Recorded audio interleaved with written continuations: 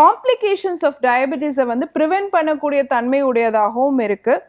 சிறுநீரகத்தை நிறைய ஆய்வுகளில் வந்து சிறுநீரகம் சார்ந்த பிரச்சனைக்கு வந்து இந்த மூக்கிரட்டை கீரை சிறந்த மருந்தாக சொல்லப்படுது.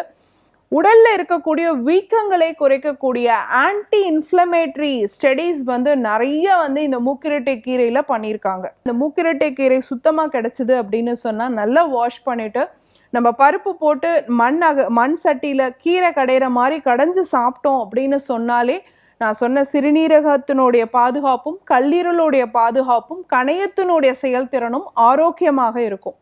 அப்படி இல்லை எங்களுக்கு இதெல்லாம் கிடைக்காது, நாங்கள் இருக்கிற இடத்துல இந்த கீரையெல்லாம் கிடைக்காது அப்படிங்கிறவங்க மூக்கிரட்டை கீரை பொடியாக கிடைக்குது.